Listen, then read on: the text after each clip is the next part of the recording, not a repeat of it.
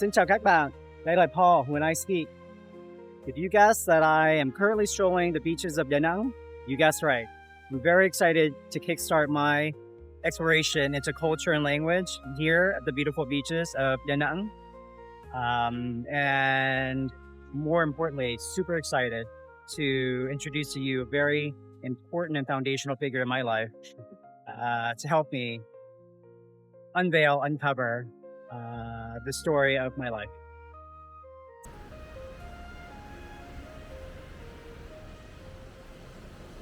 Sáng nay, Paul có một câu hỏi để giới thiệu cho các bạn một người quan trọng trong cuộc sống của Paul. Đó là người má của Paul.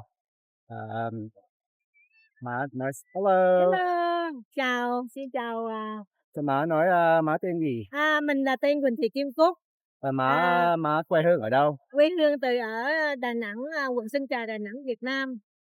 Thì má hồi đó là má ở Việt Nam là tới mấy tuổi? Mới tới 19 tuổi thì khi mới đi qua Mỹ. Ok. Rồi má lần đầu tiên má về Việt Nam là hồi đó là má năm mấy hay là má nhớ mấy tuổi không? Mới về hỏi là năm 94.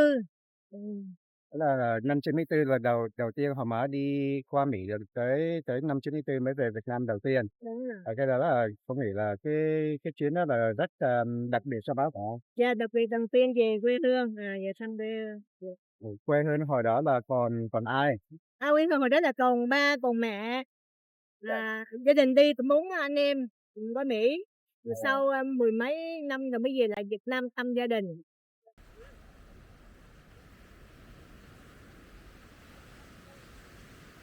So, ngày này là Paul với má của Paul Kim Cúc á, đi dạo biển để cho mình tâm sự chia sẻ về vấn đề mà Paul sang về Việt Nam để học hỏi tiếng Việt của mình và lịch sử và văn hóa của Việt Nam. Okay? Right? I'm ready. Let's go. Dạ, xin chào. So má hồi đó là má về Việt Nam là năm 94, hồi đó là tôi nhớ má năm sau hay là 2 năm sau má dắt con với 2 đứa em cùng về để thăm quê hương về để cho biết ông bà ngoại. Hồi đó là mấy con còn nhỏ thì cũng có vui mà không biết được cái điều quan trọng là rất sao. Thì má bây là năm 2025 rồi, má thấy con về Việt Nam, cái mong ước của con muốn học tiếng Việt và học về cuộc sống Việt Nam là má nghĩ như thế nào? Má thấy là má rất là ngạc nhiên mà má rất là mừng. Bởi vì mình là người Việt Nam cho nên má không có muốn con phải mất gốc. Tại vì người Việt Nam mình lúc nào cũng phải biết tiếng Việt và đó, má rất là vui mừng. Thì cái vấn đề mà má ngạc nhiên nhất là gì? Hồi con báo cho má là con về con muốn về Việt Nam, má nghĩ cái điều gì là ngạc nhiên nhất?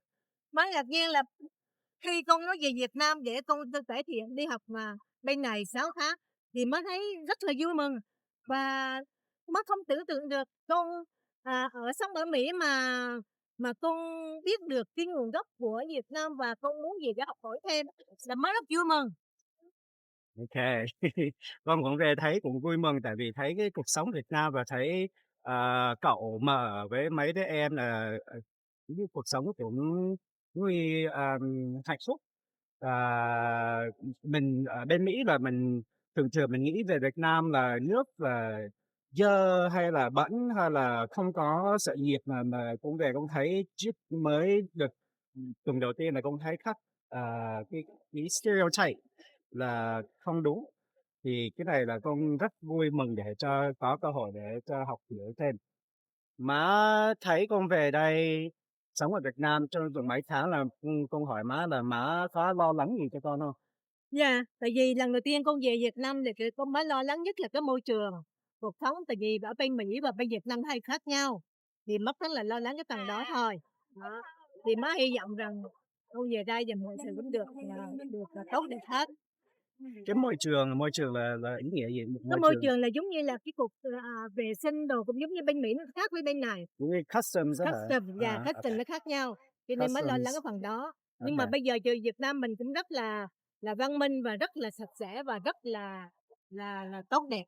Văn minh là dấu ý advanced. Iran Okay.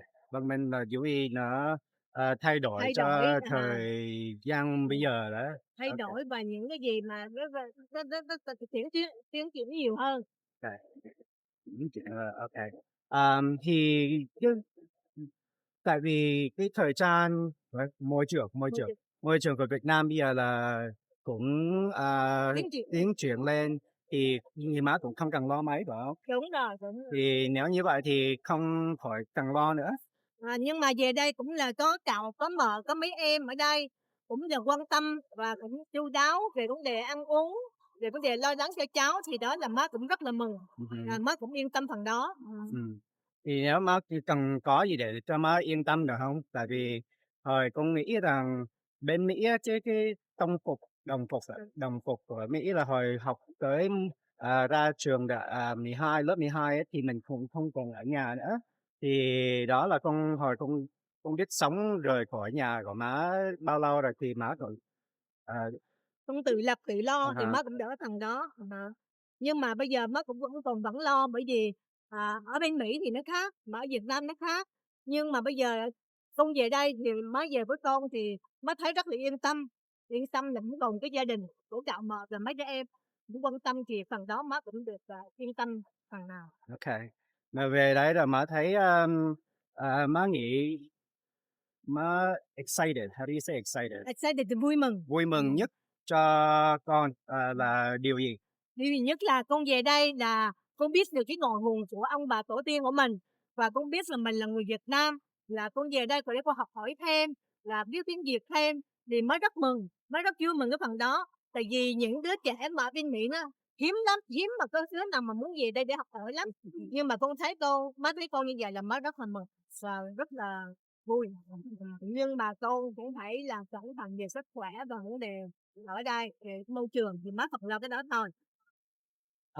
Thì nếu mà má, có một lời khuyên bảo cho mấy, những đứa giống như con á, mà sinh đẻ bên Mỹ á, là má có ý kiến gì cho khuyên bảo cho mấy mấy đứa đó để, một là học tiếng Việt, hai là, về về thăm quê hương của cha mẹ? Má cũng có nói là mấy đứa cháu với nó, rồi những người bạn, con của bạn thì mới nói là để cho con cái nó về Việt Nam để biết cái tổ tiên ông bà và cha mẹ tụi mình là người Việt Nam, biết tiếng Việt. Nhiều khi tụi nó kêu chuyện, khuyến khích cho mấy đứa bé bên đó, nó sinh ở Mỹ nhưng mà cũng phải là mình là người Việt Nam, mình phải cần nói tiếng Việt. Và rồi về Việt Nam mình cũng phục ông bà, mấy cô, mấy chú, mấy cậu, em út, nhiều khi tiếng Anh không biết thì mình nói tiếng Việt thì nó rất rất là dễ. Thành là má muốn là tụi con phải nói tiếng Việt, về Việt Nam mình nói tiếng Việt. Okay. So, nếu mà con không về Việt Nam á là má nghĩ, con, sẽ bỏ lỡ điều gì? Tại vì con không về nhưng má cũng khuyến khích cho anh em của con, để về Việt Nam phải biết là đối với má, với lương tâm, với cái con người của má là má muốn tụi con về để Việt Nam để biết ông bà, cha mẹ, tổ tiên ông bà ở đây. Vì má là người Việt Nam, cho nên riêng bản thân má là má muốn tụi con phải về thăm quê hương và nói tiếng Việt. Má giải thích cái từ khuyến khích là gì à? Khuyến Khuyến khích, khích là giống như là, khuyên bảo, khuyên bảo, ước mộng á hả? hả? Khuyên bảo, Khuyên bảo, khuyến khích là khuyên bảo cho, để mình, support, cũng như là, cho con cái nó hiểu được, nó biết cái gì là đúng, cái gì là sai. ừm, Đó, nhưng mà, con cái thì tiếng Việt nó không có rành lắm, nhưng mà mình làm cha làm mẹ, mình phải phải giải thích và nói, để cho con cái nó hiểu được. chính xác, chính xác. Thì hiện tại á là mình đang đi bộ trên biển Mỹ Khê, Biển Đà Nẵng. biển Đà Nẵng với Mỹ Khê. Cái biển Mỹ Khê này là quan trọng với đời sống của má hay là đời sống của gia đình của má là ra sao vậy? Hồi xưa thì cái biển Mỹ Khê nó nhỏ lắm, nó rất là nhỏ. Rồi hồi xưa còn ba mẹ á thì hay dẫn, mình đi ra đi tắm. Nhưng sau khi mấy chục năm là mình về lại thì bây giờ cái biển Mỹ Khê nó rất là cải thiện và rất là sạch sẽ. Nhưng mình rất là thích mỗi khi mình về đây là mình muốn ra đây để đi tắm biển là mình nhớ lại khi mà ba mình dẫn mình đi. 5 giờ sáng ba dẫn đi ra đây tắm biển thì mình nhớ, nhưng mà bây giờ ba đã mất rồi, thì mình về đây còn cái kỷ niệm của mình. thì mình ừm. rất là thích và Việt Nam bây giờ rất là sạch sẽ.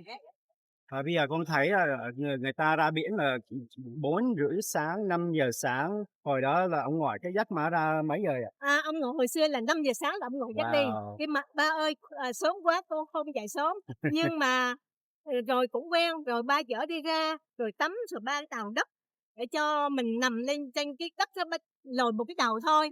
Mình thấy, rất là vui, tại vì hồi đó giờ không có như vậy, nhưng mà ba làm như vậy mình thấy mình rất nhưng mà giờ nhớ lại thì ba đã ra đi rồi.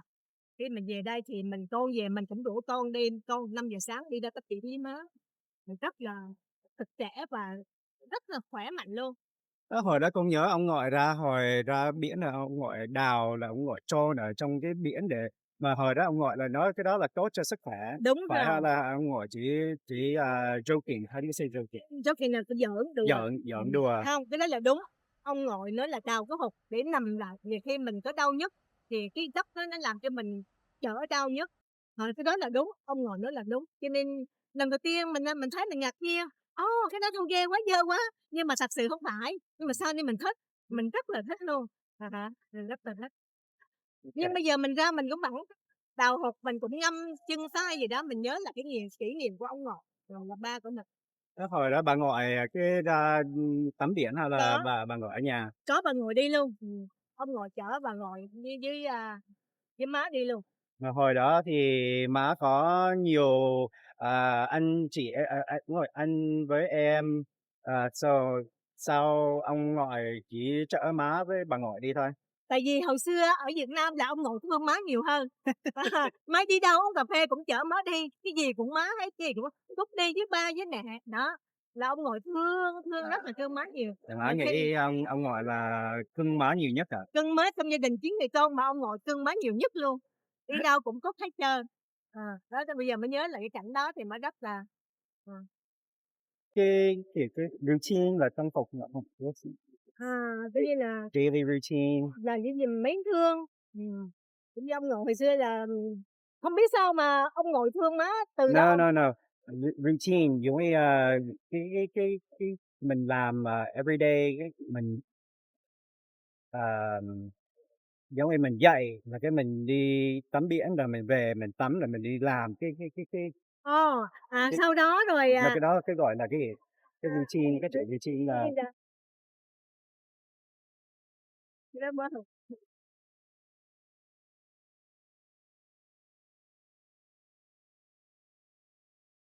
this is a Google Translate moment.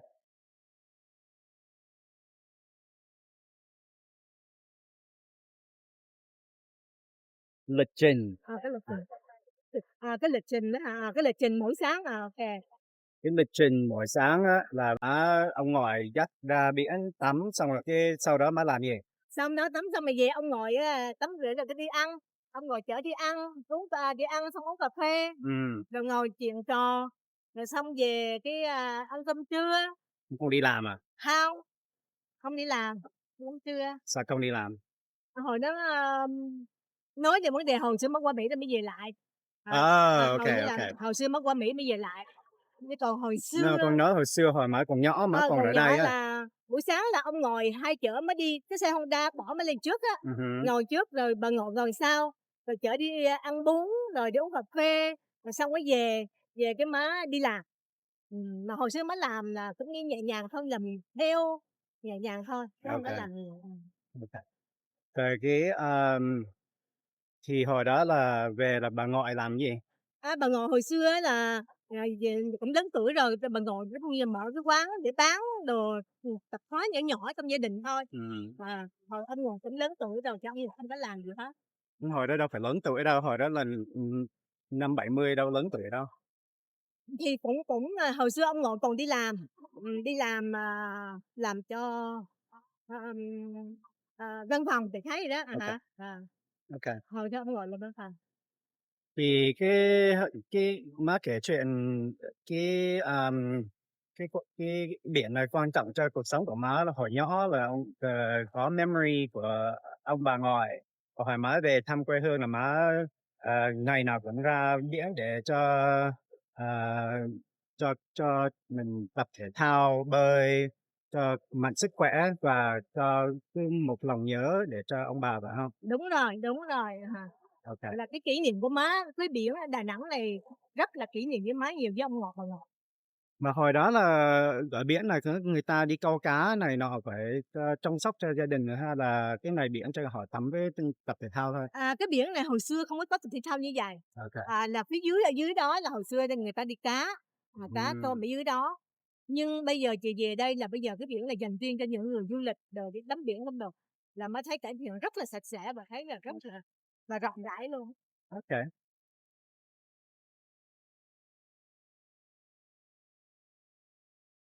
Thế ở đây là chùa Linh Ứng đây nè nè, rồi má sẽ dẫn con ra chùa Linh Ứng, ok. Còn những cái khu khách sạn ở đây là, bây giờ chị nó đang mở khách sạn rồi, ở dưới đó là, ở dưới, Vĩnh Tường, còn ở đây là bây giờ, những, Mỹ Khê, phải Bến hông? Tre không, Bến Tre dưới kia, còn ở đây Ờ, là đi ra chỗ đường Cầu Rồng, ô kê. ở đây là Cầu Rồng, còn xuống trước phải là Bến Tre, đi xuống nữa thì không biết cái nhưng mà người ta phía cuối á là người ta đánh cá dưới đó, còn buổi sáng Ờ, ô người ta kê. thường vô chở cá, chở đồ nhưng người ta bán phía dưới, phía cuối cùng đó. Nhưng có một lần má 5 giờ sáng má xuống đó, mà cái đêm trước con có về má cũng dẫn đi nhá hông? Oh, yeah, Mấy anh, mấy em dẫn đi xuống đó, rất là vui, rất là yeah. vui hả?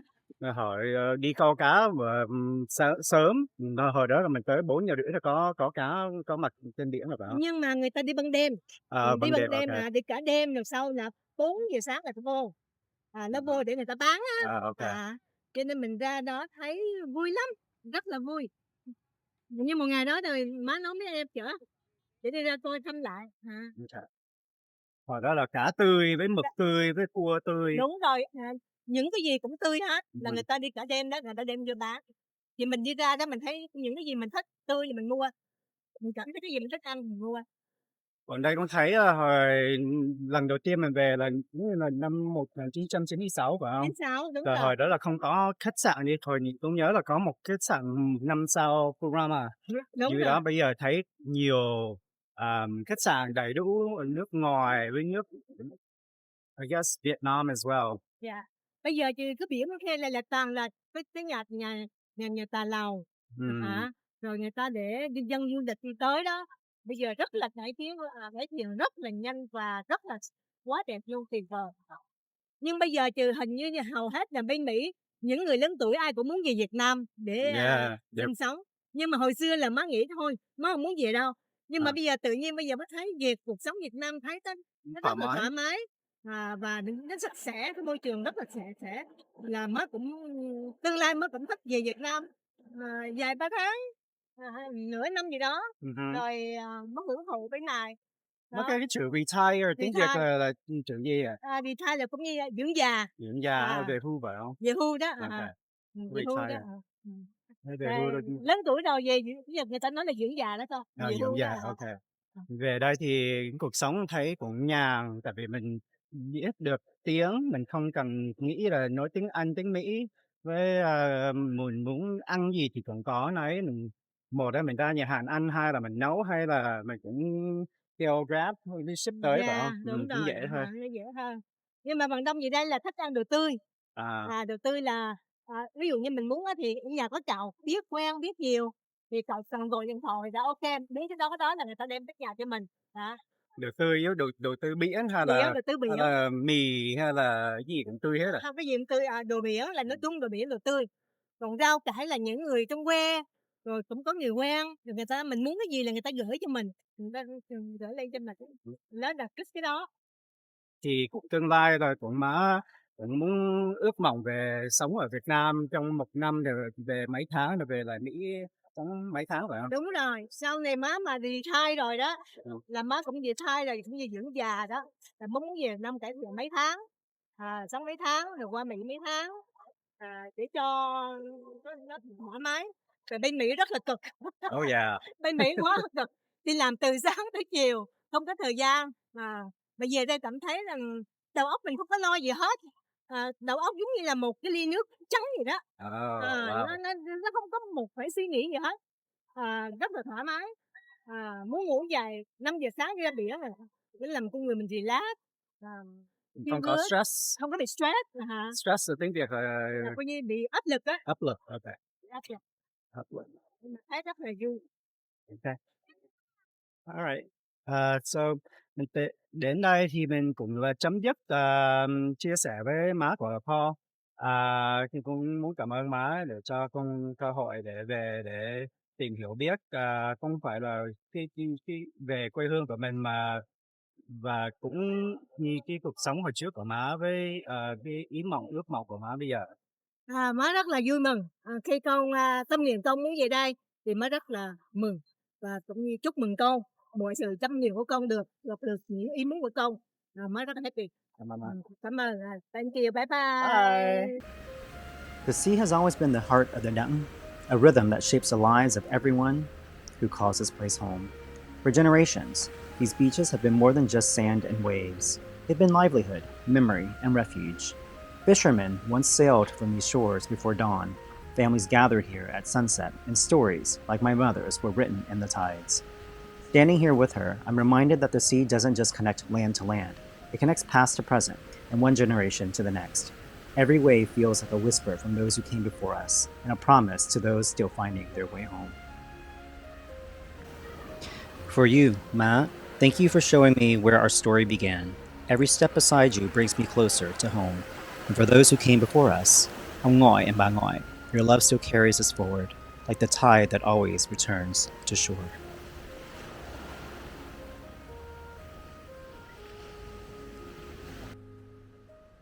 Kính nhớ ông ngoại Huỳnh Kim Lạc và bà ngoại Lê Thị Hoa. Tình thương và sức mạnh của ông bà mãi là ngọn đèn soi đường cho con cháu. This has been Paul When I Speak. Every word brings us closer.